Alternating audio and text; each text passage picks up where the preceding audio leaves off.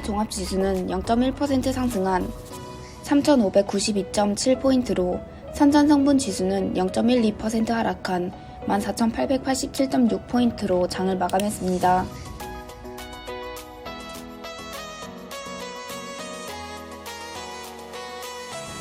(3거래일간) 상승세를 보였던 상하이 지수와 전일 하락했던 선전 지수는 금일 장 내내 혼조세를 보였습니다.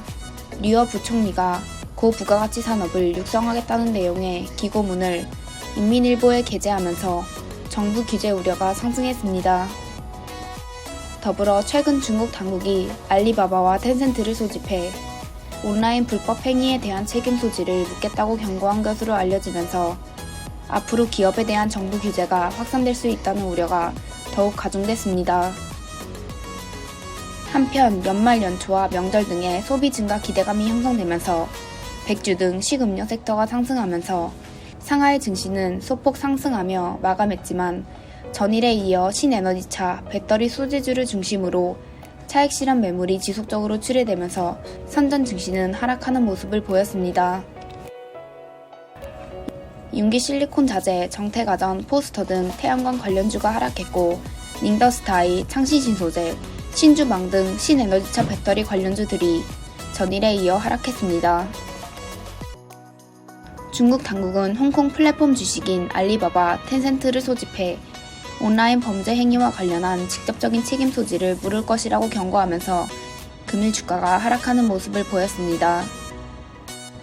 정부 당국의 주민 소비 진작 정책과 연말과 연초, 명절 등이 집중되면서 백주 소비가 급증할 것이란 기대감에 귀주 모태주, 오량액, 삼서행하촌 분주 등 백주 주도주들이 크게 상승했습니다.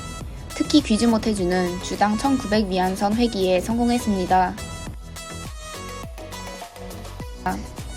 362억 위안대 기간성 매물이 태양광 설비, 배터리, 화학제품 등 업종 순으로 출회되었고 외국인 투자자들은 상하이 시장에서는 0.5억 위안 순매수 우위를, 선전 시장에서는 23억 위안 순매수 우위를 보였습니다.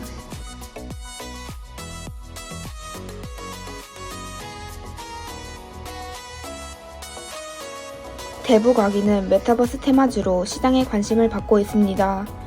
동사는 2016년 플랫폼 기업인 다프 네트워크의 지분 30%를 양도해 산업 기반을 구축했으며 메타버스 생태 기업군을 형성하고 있다고 밝혔습니다. 이와 같은 소식에 동사는 메타버스 테마주로 주목을 받으면서 금일 주가가 상승했습니다. 양걸전자는 반도체 산업의 호경기에 수혜를 입을 전망입니다. 생산력이 충분하지 않은 상황에서 반도체 수요는 증가하면서 반도체 산업이 호경기를 지속하고 있습니다. 이와 같은 호황 속에서 반도체 관련 기업들은 직접적인 수혜를 누릴 수 있을 것으로 보이며 금일 동사의 주가도 상승했습니다. 중국 1위 전기차 업체인 비아디의 시가총액은 1,418억 달러로 폭스바겐의 시가총액 1,344억 달러를 뛰어넘으면서 글로벌 자동차 상장사 3위로 등극했습니다. 전 세계적으로 전기차 시대가 도래하면서 중국 내 최대 전기차 업체인 비아디의 주가는 지난 1년간 2배 이상 상승했고 2022년에는 매출액 3천억 위안대에 진입할 전망입니다.